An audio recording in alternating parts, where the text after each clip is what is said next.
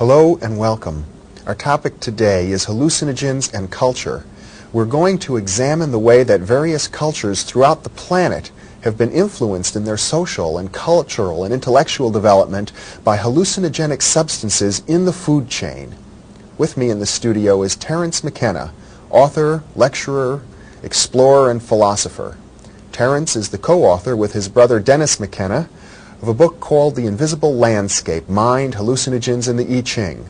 He's also the co-author of Psilocybin, Magic Mushroom Grower's Guide.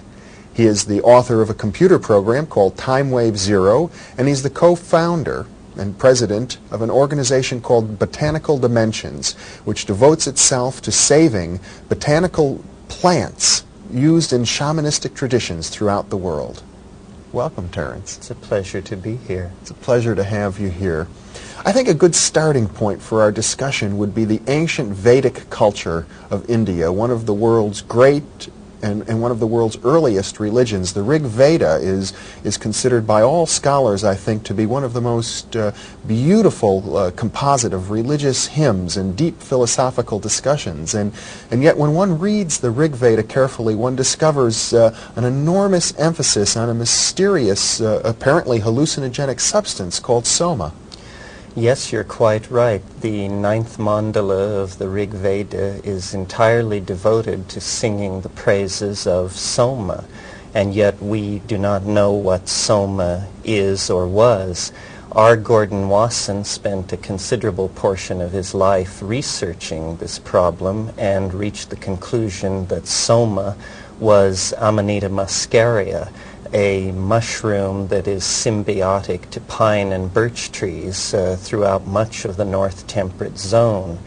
However, scholars have cast doubt on his identification of soma. Nevertheless, what we learn from Wasson's scholarship is that plants with hallucinogenic chemical principles in them have had an enormous impact on shaping the psychology of various cultures, both pre-literate and literate, throughout the world.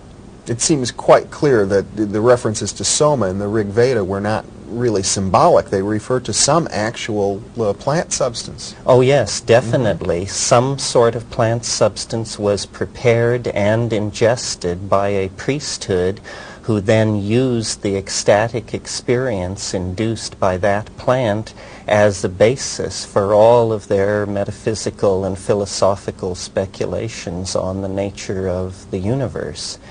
The case of soma is by no means unique.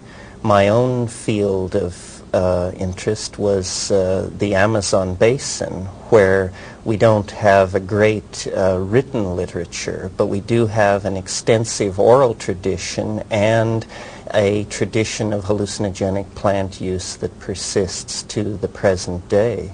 Mm-hmm. Well, I think most notable in South America is the drug ayahuasca.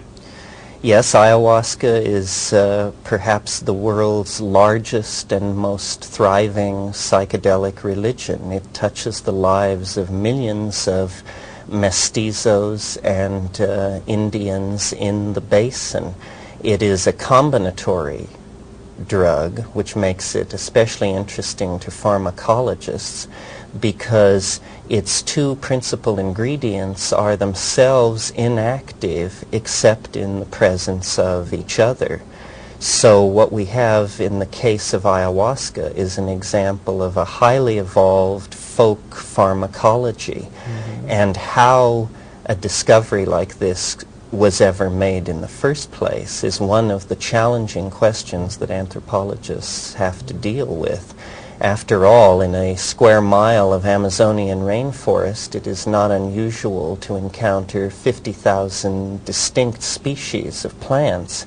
How then did these so-called primitive or pre-literate people make the connection between the combining of the bark of one with the leaves of another, boiled and put through a number of procedures to produce an intense visionary hallucinogen? This is an extremely interesting and, to this day, unanswered question. Isn't it the case that I believe it was the German chemist who isolated this the chemical active ingredient in ayahuasca, originally named it telepathine? Yes, that's right. Based on field reports of the states of group mind induced by ayahuasca, which is also called yahe, he felt it was fitting to name it telepathine. Now, the rules of scientific nomenclature are such that the first name of a compound is always given precedent, and about 20 years after it was named telepathine, it was realized that the identical compound had been isolated around the turn of the century from the giant Syrian rue, Pergamon harmala, and named harmine. So today, the active ingredients of ayahuasca are known as harmine, harmaline, and tetrahydroharman. But your point is well taken. What struck the early explorers and ethnographers into the Amazon basin was the fact that the people seemed to be taking this plant preparation in order to undergo states of community group-mindedness. And during these intoxicating intervals, social plans relative to migration, hunting, and warfare were undertaken by the elders of the tribe. And though the name has been changed to the more innocuous harmine, nevertheless, there's a continued persistence of the feeling that telepathic and group mind states are induced by this particular plant mixture. And it's particularly interesting in the light of the fact that the chemical constituents which make it go are in fact found endogenously in the human brain. These are not exotic compounds from the point of view of ordinary human brain chemistry. So there is a suggestion there that manipulation of neurohumoral compounds, brain neurotransmitters, and that sort of thing may in fact open the door to untapped areas of human potential. I would imagine that many of our viewers have seen the movie The Emerald Forest, which seems to deal with the use of substances of this sort in the Amazon culture. Yes, John Borman did a wonderful job with that movie. He was portraying the use of epina, snuff. That's a hallucinogenic drug complex that occurs in the eastern part of the Amazon drainage and in rural Venezuela. Epina contains DMT and is blown up the nostrils by a cooperative friend and induces an intense state of hallucinogenesis. Yes, that was, I think, most people's first exposure to the real richness of the visionary pharmacopoeia that does exist in the Amazon. And there's also the suggestion there, then, I guess, that DMT would trigger telepathic-like experiences or clairvoyant types of experiences. That's right, and DMT is also a product of endogenous human metabolism. It's interesting that the most intense of the hallucinogens, DMT, which you mentioned, are the ones which are most closely related to our own brain chemistry. Mm-hmm.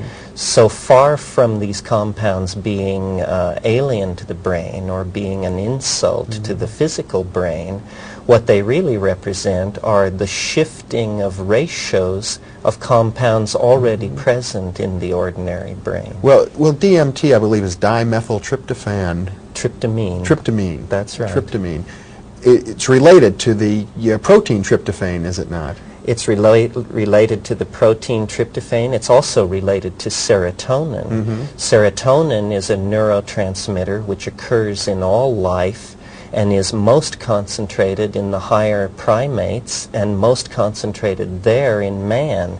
It is 5-hydroxytryptamine, while DMT is, as you mentioned, NN-dimethyltryptamine. So there is a very close structural affinity between this extremely potent and exotic hallucinogen and the very common basis for ordinary consciousness, serotonin. That's correct. Now, other cultures around the world have also used other types of substances. I think it might be interesting to talk, at least briefly, about alcohol, which is referred to so often in the Bible, for example.